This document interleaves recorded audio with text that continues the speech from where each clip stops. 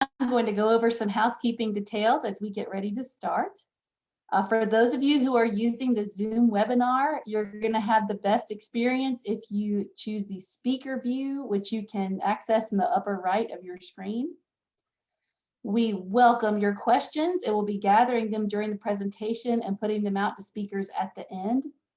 To ask a question, if you're in the webinar, you will see a Q&A button at the bottom of the screen and you can submit your question that way.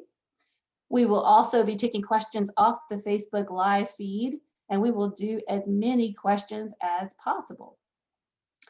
We would appreciate if questions can stay on topic and be as succinct as possible too. So I'm Nancy Stetz. I'm Education Programs Manager at Highland.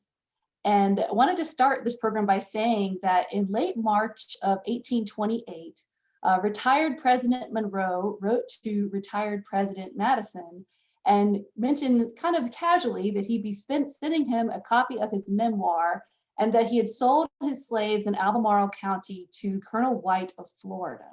So we intentionally wanted to time this program at the end of March so it would coincide with when it appears the enslaved families from Highland would have been making their way to the Florida Territory. Now, I am delighted to have this evening's speakers with me. We have Miranda, Burnett, and Martin Violette. Miranda is the Historical Collection Librarian for the Jefferson Madison Regional Library and Albemarle Charlottesville Historical Society. For the past 6 years, Miranda has also been a guide at James Monroe's Highland with a short stint as a guide at James Madison's Montpelier. Her love of history and discovering unknown stories led her and colleague Martin Violette to collaborate and explore the question, what happened to the enslaved families James Monroe sold to Florida in 1828? They published their findings on the website taketheminfamilies.com and recently contributed the collected data to enslaved.org. In addition to her research and writing, Miranda is also an avid reader and seamstress and enjoys dragging her families to historic sites. Martin Violette is an independent researcher who lives in Crozet, Virginia. Before retirement, he worked as a part-time guide at James Monroe's Highland for 5 years and previously as a guide for 8 years at Thomas Jefferson's Monticello. Mr. Violette holds a master's in Russian literature from UNC Chapel Hill, with further work at Cornell University and independent study of Anglophone and Francophone literature of the Caribbean at Cornell and the University of West Indies, Trinidad. Now, I'm lucky to have had both of these people as guides at Highland, and I just want to say how impressed I am by just the comprehensiveness and complexity of the research you're going to be hearing about tonight, and of course, which is still ongoing. They are not the first to try to tackle this question, and I think there are some people in this audience tonight that have made some really good strides here too. But they were able just to take it further than it had ever been taken before, really getting into the nitty-gritty of why Casa Bianca was established, even driving down to Florida to see the site of Casa Bianca and look at documents in person. And now they have a database of over 400 names that trace the descendants of those people that were sold to Florida in 1828. So their level of persistence and focus is just truly to be commended. And after you hear from our speakers, I'll be sharing how this research has enriched our interpretation at Highland. And then we're going to be taking some questions from the audience. So I am eager to let you hear from them. So I am going to turn it over to Miranda. All right, thank you, Nancy. And thank you as well to Highland for hosting us this evening. And of course, thank you to everyone who is joining us on Zoom and on Facebook tonight. So in 1828, as Nancy mentioned, James Monroe wrote to his longtime friend saying, "I have sold my slaves in that county to Colonel White, who will take them in families to that territory." Oops, my screen has frozen on the very first go. Oh, let's see. Let me try this one more time.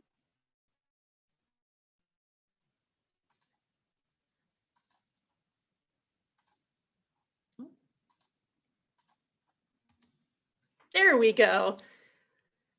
Monroe's writing is notoriously difficult to read, and so it's always best to have the transcription right underneath it.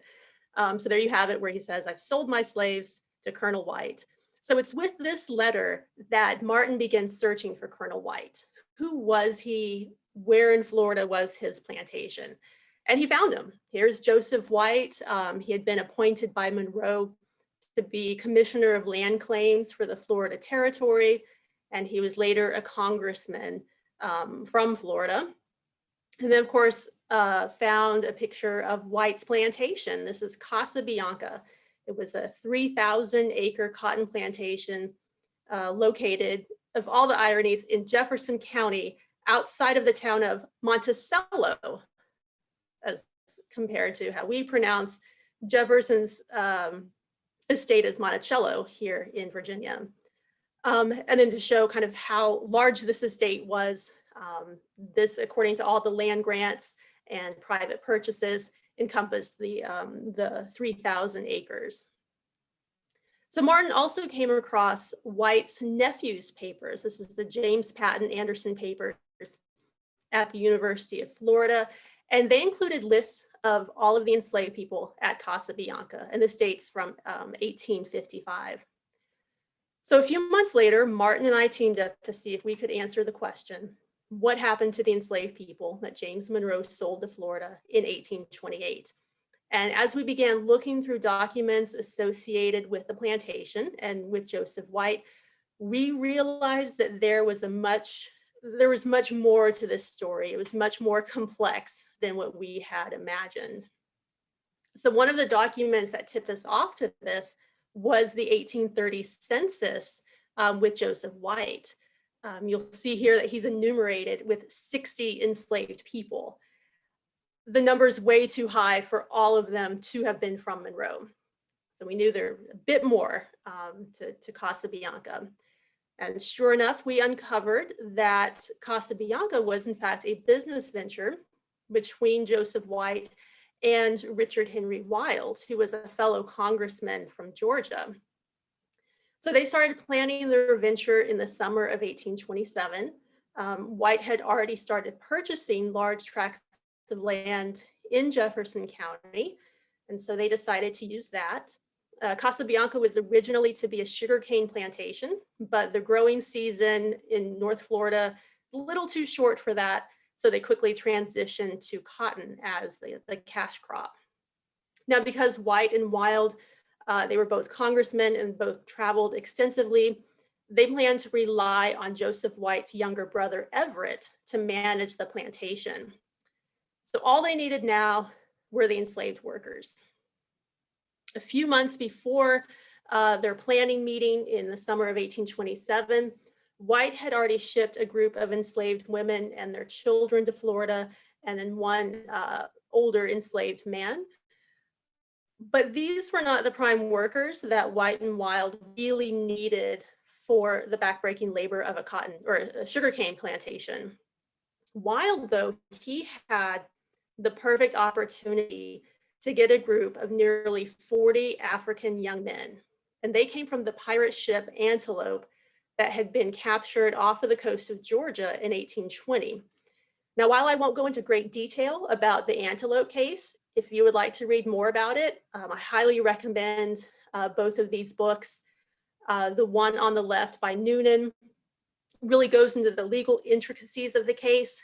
And then the latest one by Dr. Bryant, published in 2015, really expands upon the social situation as well and the conditions that led to the Antelope capture. The thing is, though, with the Antelope case, Wilde was one of the lawyers on this. So he is using his position, and after the verdict was decided by the US Supreme Court, Wilde purchased the Spanish interest and sent 37 Africans. And it's during the same time period in early 1828 that negotiations are going back and forth between White and James Monroe until we finally have this letter from Monroe saying that White would take them in families. White did hesitate in the purchase of Monroe's enslaved families because of the large number of children in the sale. And this makes sense when you remember that Casa Bianca was supposed to be a sugarcane plantation. It's requiring the strength of enslaved men. Not only that, this was the Florida wilderness. It had been acquired as a territory by the US only 7 years earlier. The native peoples had been forced off the land. This was a frontier with very few settlements. And the enslaved people that White and Wild are taking to Florida would have to clear the land and then plant their crops, build their own homes, and then, of course, at some point, build their slaveholders' house as well. So the enslaved families from Virginia are a very small piece in this overall community picture of Casa Bianca. They were there with a group that had come from New Orleans, with Africans from the Antelope, with a group of about a dozen enslaved people who belonged to White's brother Everett, who I mentioned was that first overseer. And so there were 4 main groups of enslaved people at Casa Bianca. So who were the families that Monroe sold, and how did Martin and I identify them? So first, we have to give huge credit to Lori Kimball and Wynn Saffer, 2 researchers from Northern Virginia, who compiled a table of all of the names of the enslaved people they found in James Monroe's papers and correspondence. And using their references, we could compare these names with the list of enslaved people at Casa Bianca. And so one of the deeds we started with, very difficult to read, even the copy at the courthouse is still difficult to read. But this is a deed from Monroe where he mentions Toby and Betsy, his wife, and their 7 children, and then Dudley and Eve, his wife, and their 2 children. And in the Casa Bianca list, we find Toby and Betsy. The list on the left is from an 1844 deed for Casa Bianca. And then the one on the right's around 1850. Find Dudley and Eve, also in that 1844 deed. Another Monroe document we used is an 1823 plantation list. This is from Monroe's Oak Hill plantation, which is up in Loudoun County in Northern Virginia. And you see here we have Jim Harris and Calypso and Child. And we find Jim Harris, Calypso, and their children in 1844 at Casa Bianca. They're going to notice that he was listed with a surname. There were only 2 people listed with a surname in Casa Bianca documents, and the other was Mary Baker. The Bakers were an enslaved family owned by James Monroe's son-in-law, George Hay, and Mary Baker's mother, her name was Sally, filed a freedom suit in Washington, D.C. on behalf of Mary and her brother, Jeffrey. Well, the case ended up being dismissed. And so Sally, Mary, and Jeffrey went back to George Hay. But about a year later, Hay gives Sally, Jeffrey, and by this time she has a new son named Nicholas, gives them to his daughter, Maria. And then Mary Baker ends up in the sale to White, sold away from her mother and siblings. So we know so far included in the sale to White are Toby and Betsy along with their children, Dudley and Eve with their children, Jim Harris and Calypso, and Mary Baker. Now, while the Take 'em in Families project began with the goal of identifying the enslaved families sold by Monroe, with the realization that other groups were enslaved at Casa Bianca, our mission then shifted and it expanded to try and tell the stories of all of those enslaved at the plantation. So with that in mind, we created a website, taketheminfamilies.com, comes from Monroe's 1828 letter, but we created this to tell their stories. So I encourage you to explore the website, all the information and the family trees that we have documented so far. But of course, this evening, our focus is on the families James Monroe sold and what happened to them. So did they survive enslavement and see emancipation? And what happened to them after that? So the plantation lists that are in the James Patton Anderson papers, they specified family groups. And this has been so helpful in identifying the families after emancipation by comparing the family groups to the census records. So to give some examples, of course, we have Toby and Betsy, and you'll see on the list Jim, and right next to him is listed as Lucy's husband. And another plantation document, or I should say quickly, Jim, as the son of Toby and Betsy, he was one of the children sold from Virginia. He would have been around 8 years old, according to census documents.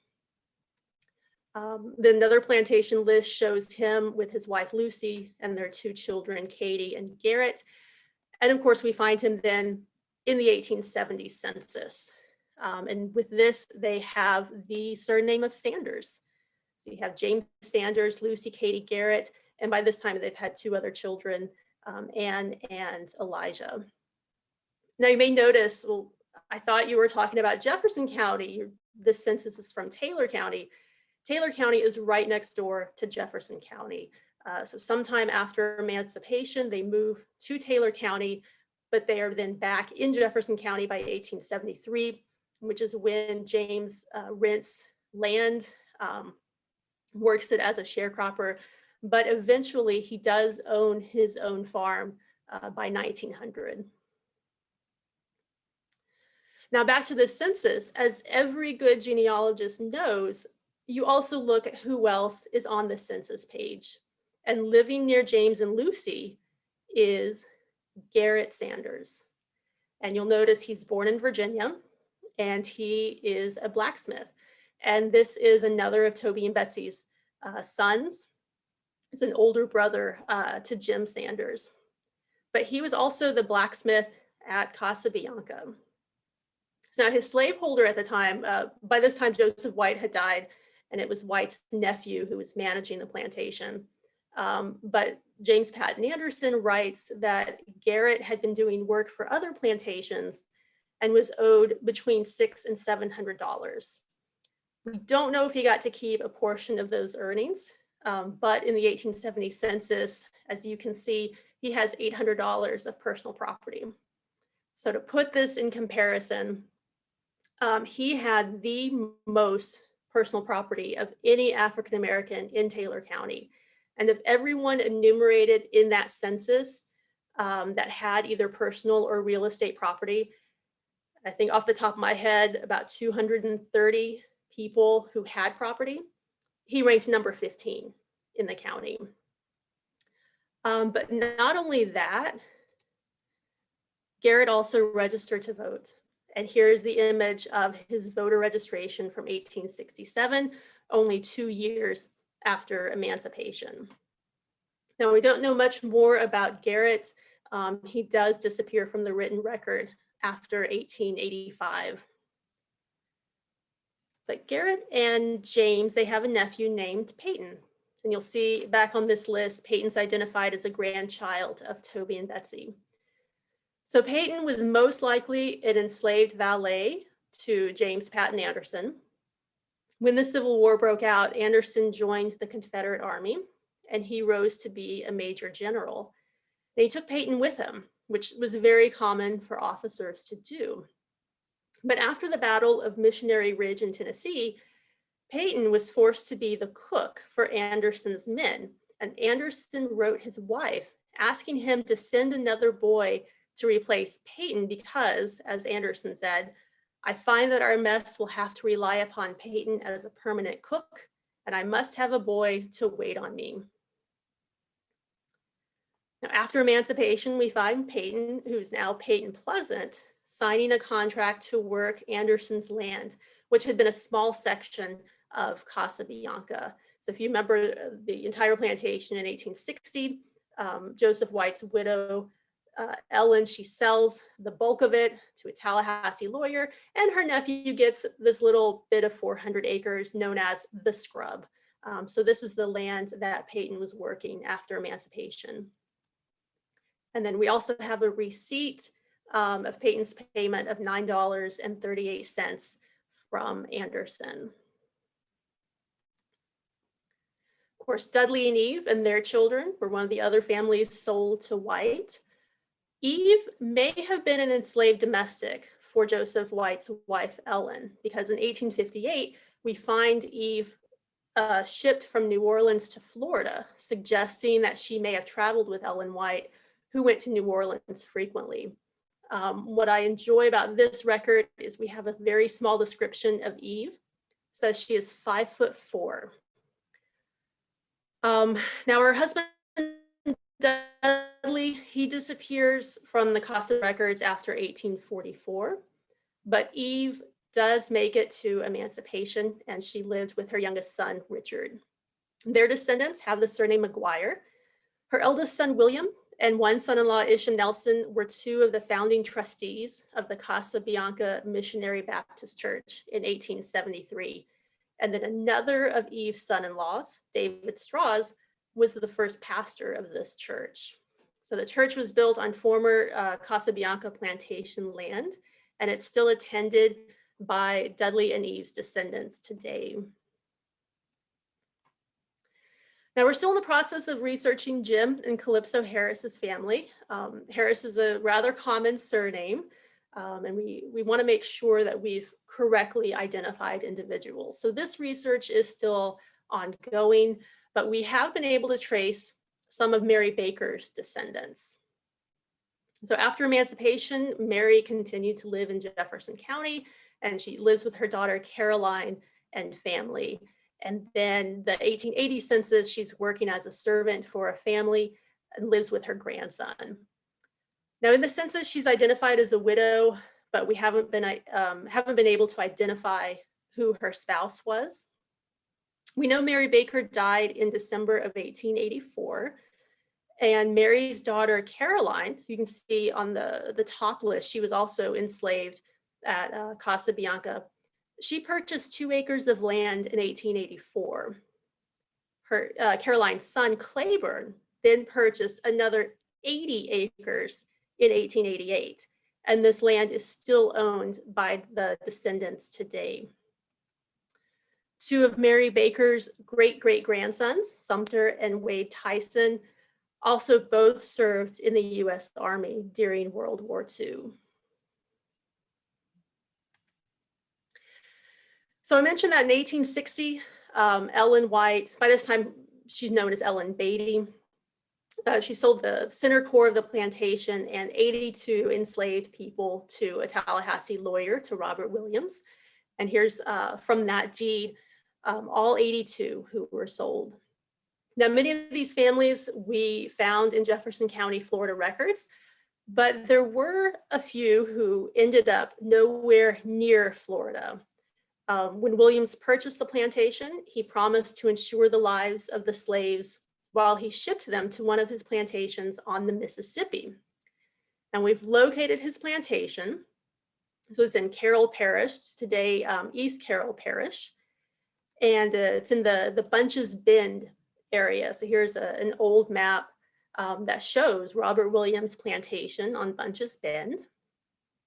And we know that at least one family was sent there, and that was Hope, her son Frank, and his wife Kitty, and their children. And Kitty was a daughter of Toby and Betsy, and she was an infant when she and her family were sold to Florida. Now her family, we've been able to trace their descendants up to about 1950. And her great-great-grandchildren were part of that Great Migration to Chicago right around the Great Depression. But there have been a few other families we have been unable to locate in post-emancipation records. For example, there's Augustus, who we also see as Gusty or Gus in records, and he was the eldest son of Toby and Betsy. He has remained elusive. We've not come across any trace of him or his family yet. But the search continues.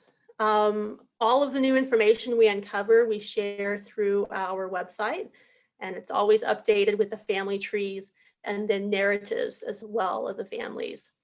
But now our research is part of a larger much, much larger database of information. And Martin is going to tell you more about that. Let's see. Oh.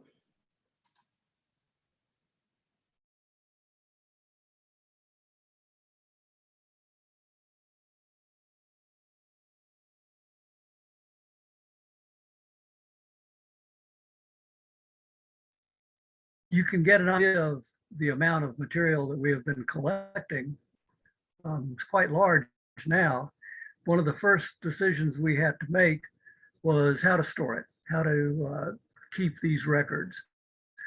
We chose genealogical programs, open source grants to do that, because when we published our website, our database had grown to about 120 people from around the dozen we had started with, and we wanted a way to make that available to people who visited the website. Gramps provided a way to do that by being able to publish web pages. Now, that's great. That's a great way to store, but it doesn't do you very much good in terms of research, because it's the stuff itself. To do the research, you need to go elsewhere. And this brings up an immediate investigation. On Highland's website, you can see an advertisement for the return of 2 slaves who had run away. In just a minute, I'll bring that up for you.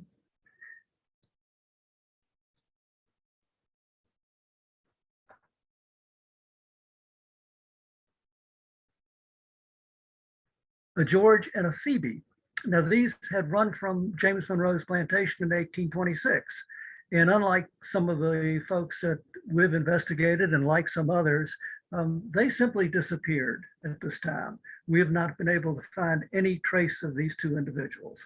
But that doesn't mean they're not documented somewhere. As a matter of fact, it's almost a strong likelihood that there are other records of George and Phoebe.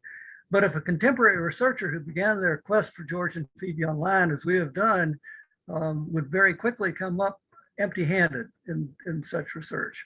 And that's in spite of the tremendous amount of data that's available. The problem is the data is siloed. It's siloed in lots of different websites. It's siloed in individual collections. You just can't get to it all in any one way. Now, how did this come about? Obviously, this data has grown, and it's grown over a very long time. The very earliest of the data collection attempts were really simple family trees that you're very familiar with. Even before that, of course, there were oral traditions, but we're talking about written records. These trees can be very simple and artistic like this one. They can be very confusing and difficult to read like this one. And they were usually accompanied by lists that the researchers put together, which very quickly found their way into card files. And the card files very quickly grew out of hand. Then, of course, the personal computer came along, and that meant that you could get the data that was just everywhere and put it in a nice box. Right along with the personal computer came the very first of the database programs, actually simulations of the card files we just took a look at. And almost immediately after that, spreadsheets appeared. Now, spreadsheets are great. The only problem is everybody who creates a spreadsheet does it in a different way. And that has followed through to the genealogical programs that we can look at now. What is a data set that goes into these? It's a structured set of data in a computer, one that's accessible in various ways. And therein lies the rub, a little bit too various. We have, in effect, a whole bunch of haystacks, real Tower of Babel of different programs, different languages, just something that is really, really difficult to manage. Now, it doesn't look like there's any real way to get into this. What we need is some kind of Rosetta Stone. Here's an example. This is actually a Rosetta Stone for 9 different programs, genealogical programs, showing you what the correspondences are between different data fields and different programs. A real simple example of this is one program can use surname, one program can use family name, another can use last name, another can simply use name. And it's really hard when you're trying to import data, say, from one to the other, to make these correspondences without some kind of key to do it. So you need something that will help you do that. Like I say, a Rosetta Stone of Rosetta Stones in a way. And data sort of laughs at that idea. But there is an approach that has come into being that promises to help solve this problem. Last year, the January-February issue of Smithsonian Magazine had an article on a project that's being done. Really, the headquarters is out of University of Michigan.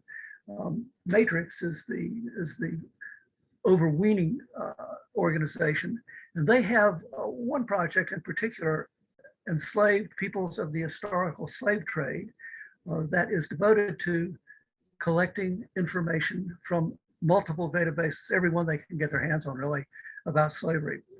How does Matrix work? Well, this is from their own literature. And they say it turns out to be surprisingly simple to do this. Well, simple in a very difficult but elegant way. You can take life history, ship manifests, census records, other information, and turn it into machine readable data.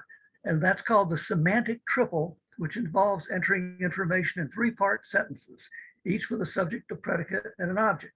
It's something like Maria Picard was born in 1822, or Maria Picard married Manuel Vidal. Such three-part units of information can then be mined from any biography, list, article, or directory and linked to other information units in a vast network. Now, this may sound like pie in the sky, but it's actually being done in a large number of fields. Museums are using this technique. There are various areas in the arts that are using this technique already. The key is, of course, the software that takes the data from whatever source and turns it into these three-part sentences. And that's where this organization comes in. Now, this organization has a partner. We have enslaved peoples of the historic slave trade. And then we have Enslaved Journal of Slavery and Data Preservation. And I want to talk about the data preservation part of this just for a second. One of the great difficulties, and we have talked about this ourselves in the very early days of our project, is that sooner or later, this stuff evaporates. We'll close down our website at some point and just hope that someone or some other researchers have copied the data from our website into another useful database, and then so on and so on and so forth, so the data ultimately is not completely lost. This project, though, the Matrix and the Enslaved Peoples of the Historical Slave Trade have a different approach to that. They collect the data and then they store it in the Harvard Dataverse. So it can be virtually, hopefully, I'll say, stored for as long as it will possibly be useful. Now, once they do this, once they collect this data, and I think they're pushing close to 1 million records now. Once they have this data, it can be searched with one single search engine, very simple way. So instead of looking at a website, say a census date of 1850 for such and such a location, then going to another website and searching something else there, and going to another website and searching something else there, you can do one search on Enslaved in the journal and come up with all the information relevant to that particular search. This would be revolutionary. Even if it stopped right now. But if you're looking at something like a potential of billions of entries, which is really within the foreseeable future, if you look at that, you can see how incredibly powerful this technique will be. It will truly, I know this is an overworked phrase, but I think it will truly revolutionize research in this area. A little bit about the way in which they collect data and what they want you to do if you have data that you'd like to share. Right now, you can submit data, and the Smithsonian talks a little bit about this process in this article, which is worth digging into the magazine archives and finding. It's a good read, but they encourage submission to the Journal of Slavery and Data Preservation. We began a process of doing this back in February of last year, and we did it this way. The Smithsonian article really got me excited when I read it, and wrote Miranda, told her that I intended to send them an email the next day and see whether or not they might be interested in our huge database of, at that time, 290 names. So the next morning I sent a sort of a blind email to info@enslaved.org and was surprised when about 20 minutes later, I got a reply. And this was from a fellow by the name of Darrell Williams, who's one of the principal investigators in the project and an associate professor of history, associate dean for faculty affairs in the College of Arts and Humanities at Maryland. He wrote that he found our work fascinating and that his colleagues at enslaved.org at Michigan State would be in touch with us. That took only an hour and a half, and I received an email from Dean Rayberger, who's director of Matrix. The way that's the whole title of that is the Center for Humane Arts, Letters, and Social Science Online. He's also associate professor of history at MSU. We determined then to set up a conference call, which took place on February the 20th, and we began the process of submitting our data for consideration as a contribution. Now, at this point, I want to point out two things. You'll see up under the title of the article that appeared in the JSDP, Journal of Slavery and Data Preservation, peer review data article. There are really two paths for submitting your information to this organization. One is peer reviewed, which is, and I'm quoting from Matrix, an academically rigorous process of scholarly digital publication overseen by the editorial board, working in conjunction with invited expert reviewers from around the world. But they also have the path of in-house editorial review, which is intended for digital publication and public circulation outside the process of academic peer review. Authors can select whichever review process they prefer. Submissions for in-house editorial review are similarly vetted by the journal's editorial team and accepted or rejected based on the quality of the data, its historical significance, and its relevance to the journal. Contributors, and here's, I think, something worth underlining, may include archives, libraries, museums, public history sites, religious organizations, or family history and genealogy collectors who are interested in making their collections more discoverable and preserved. So there's a path here for lots of different size databases, data sets, lots of different approaches, all that can be combined. You can have our little, we're close to, I believe it's 500 people. Miranda will correct me without a doubt if I'm wrong, in our data set now. And so we're teeny compared to something like the database of the Atlantic slave trade, which is huge, and some of them are bigger than that. So there's room in this project for a very wide range of submission types. You can find information on that process at the jdsp.enslaved.org website. If you go to their homepage, you'll see at the top menu, you'll see contributions, and that will take you to a page that outlines all the things that are required to submit your data to the JSDP. Now, there are a number of requirements, and when you take a look at that page, it might be a little intimidating, but remember what enslaved.org stated: genealogists, citizen historians, K-12 educators and students, independent researchers, and those who have found family records about slavery and the enslaved in their attic are all encouraged to contribute. So this, I think, is a great thing for anyone. Did I lose my screen here? No, I didn't.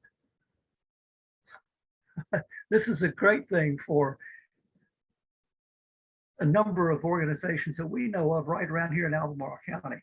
So I'm going to turn this over to Nancy now, and she's going to talk about some of the ways in which Highland will be incorporating all these things that we're discussing in their presentations and their programs. Great. Thank you, Martin. Thank you, Miranda. We're so glad that the hours of research you put in will not evaporate and will be forever on enslaved.org. That's so wonderful. So as Martin said, I'm going to share a little bit about how we are using, this research at Highland. And got two initiatives in particular I'll share tonight. One is a new addition to our website called Who Was Enslaved at Highland, which again is much smaller than the database Martin was just talking about or anything that they have done. But right now, it is an ongoing collection of references to people that we know were enslaved here. And this kind of comes between the years 1793 and 1828, during the times that the Monroes owned Highland. And, the Monroes were, I would say, rather people of multiple locations. But if you spent time at Highland, these people are documented on, we will document them on this site.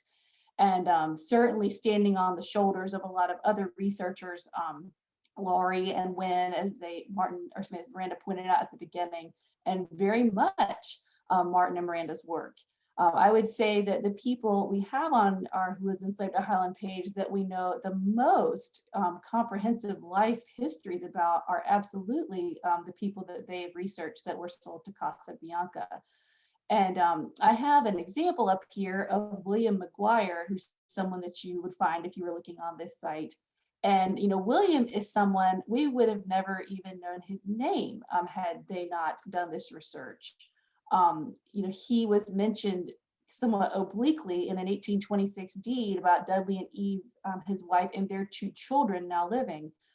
Because of their ability to track down everyone into the censuses and work backwards, particularly like the 1880 census, I know they found William in, which showed he was 55 years old in 1880.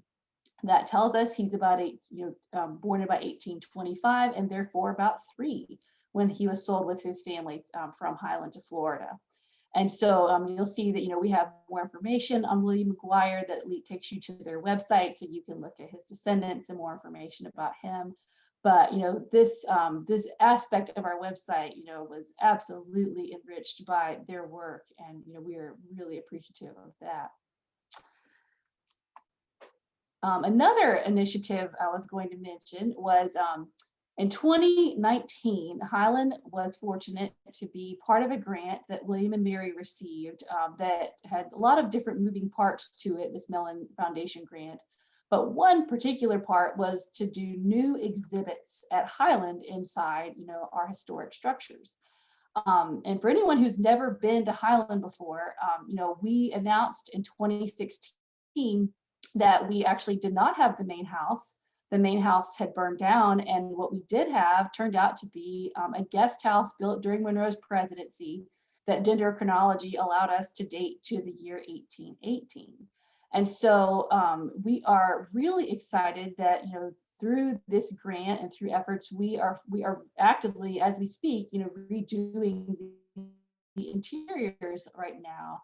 And it will no longer be, period room type of guided tour. It's going to be self-guided, and the exhibits are going to really focus on, the years of Monroe's presidency and what was happening on the ground at Highland as well as in the world. And, we really challenged ourselves to make sure that our narrative was one narrative for the free and enslaved, not parallel tracks, to quote our director. And so we are, really trying to weave the history of the free and enslaved together through these exhibits. And, the experience of the 19th century domestic slave trade and those that we've been speaking of sold to Florida, are a big part of what our exhibits will be covering. And we have a wonderful team to help us with this work.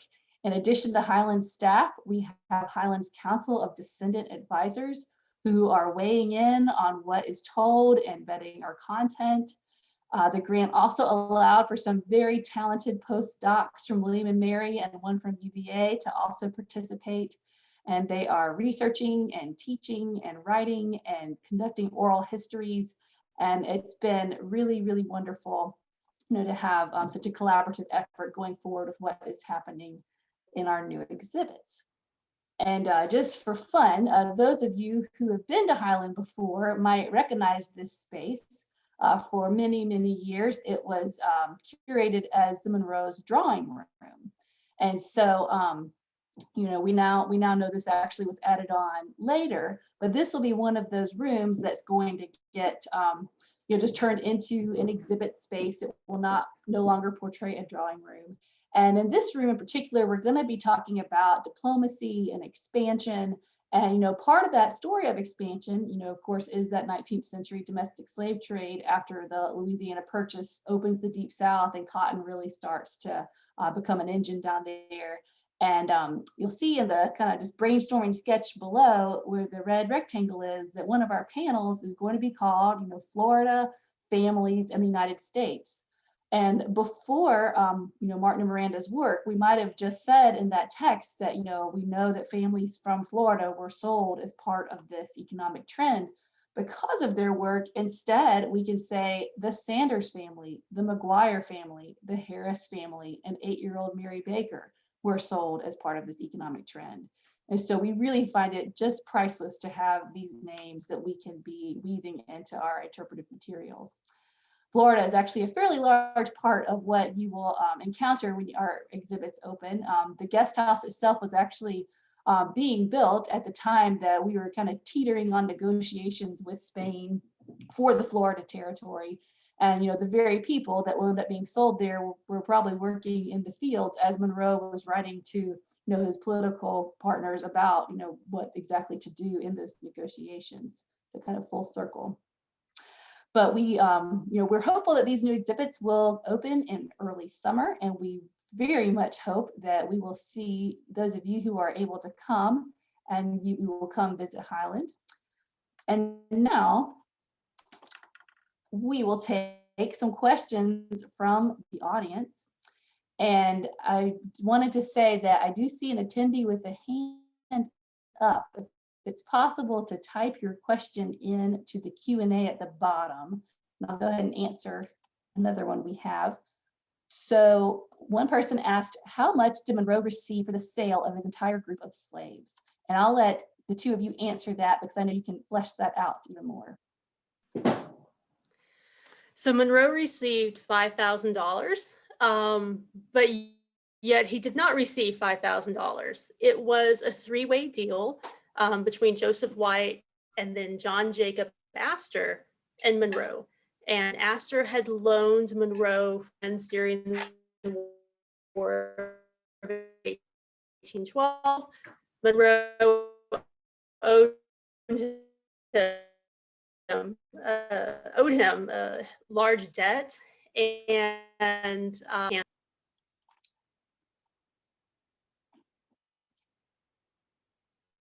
right, and if it would be possible to type the questions into the Q&A, that would be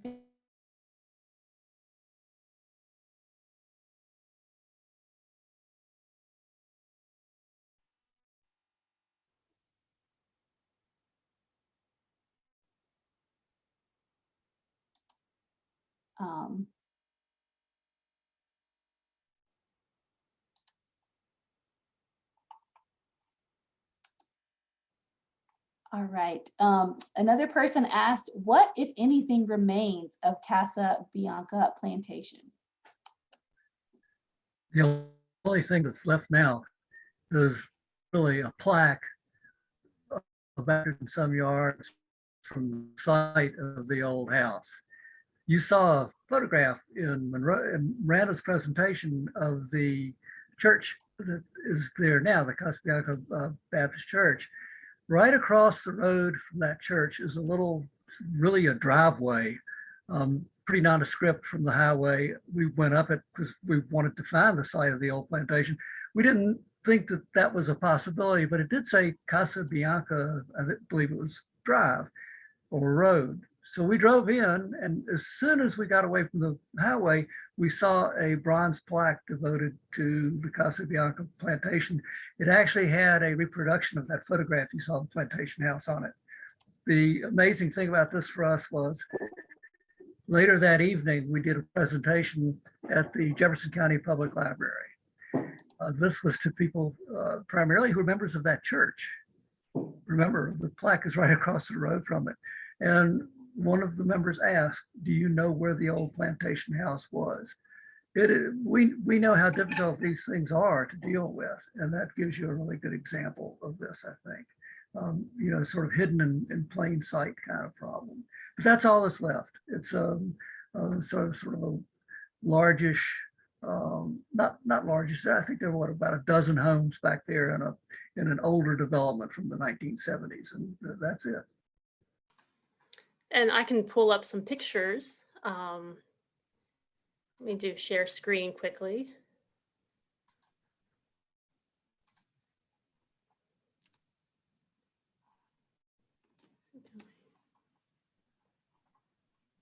Let's see.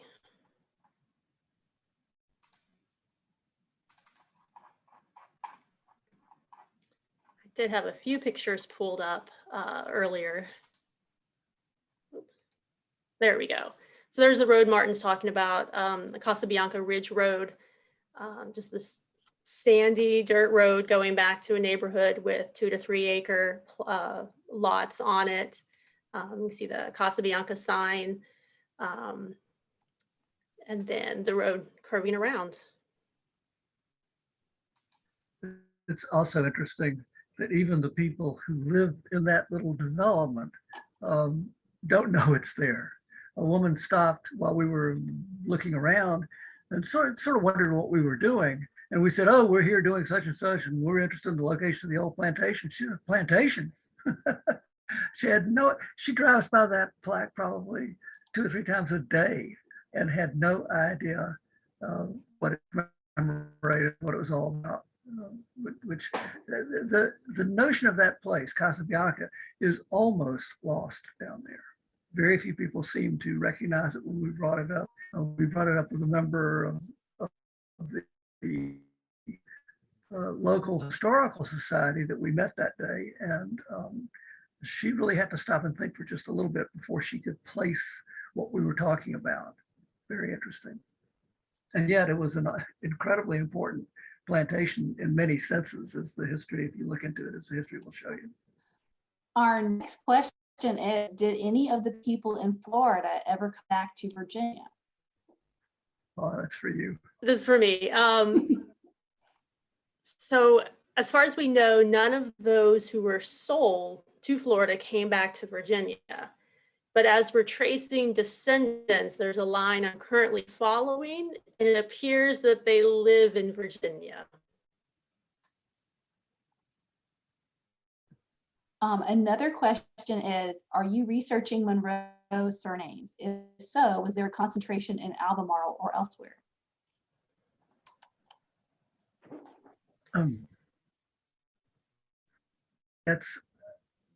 That is an interesting question, to say the least. One of the things that happened early on, was by accident. Really by accident, we stumbled across a church 6 miles from the Highland plantation called Middle Oak Baptist Church, which is really was formed by, and as the majority of members are, part of the Monroe family, descendants of 2 people who had been enslaved at Highland, almost exclusively as far as anybody knows.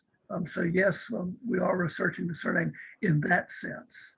And of course, Highland is very occupied with the Monroe descendant family as well.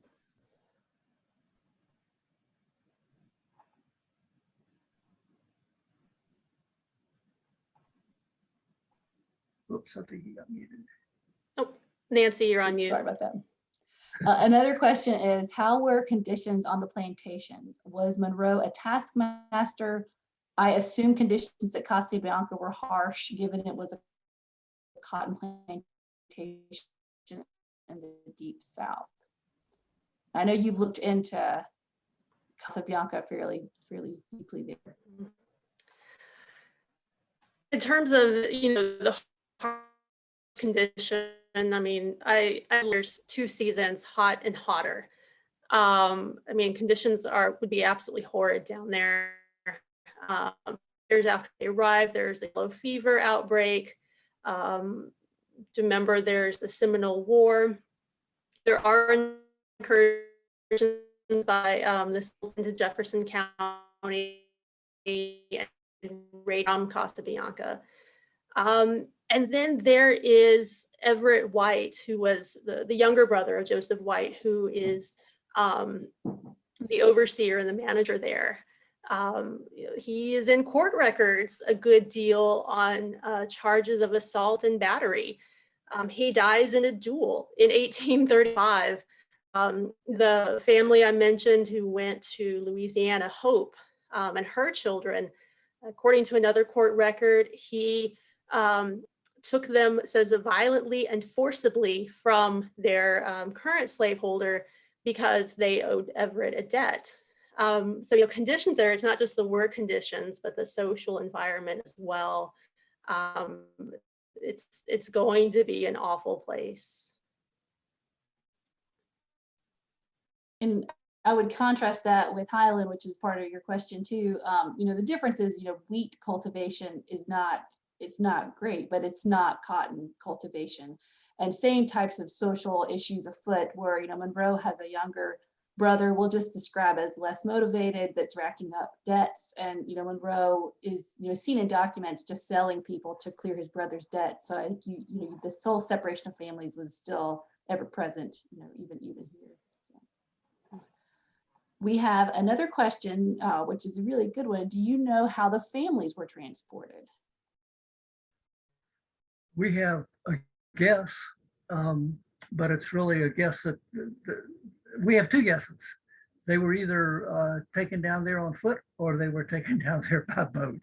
And there's really no evidence at this point which is correct. It's about a 220-mile march from, I'm thinking about Savannah and the people from the Antelope. Just to give you an example, we did, whoever acted as Monroe's agent could easily have shipped them from the mouth of the Chesapeake. It'd be very common. That was a very common route.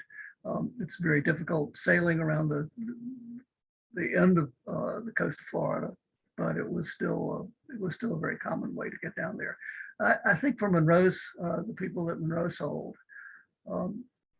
that is the more likely of the two, rather than overland.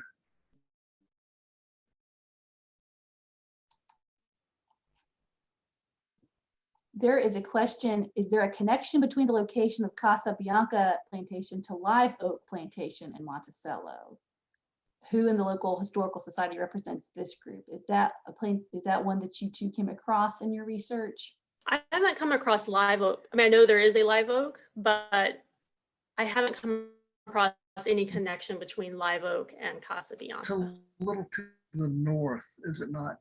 Closer to the Georgia line, which doesn't mean that much. It's still well within, less than a day's ride. But I don't know of any connection.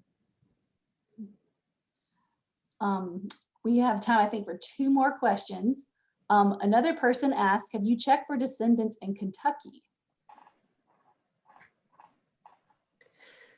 So we haven't so far found any descendants of the Casa Bianca slaves in Kentucky, but a good number did originate in Kentucky because that's where White and his wife Ellen, their families, and they were born in Kentucky.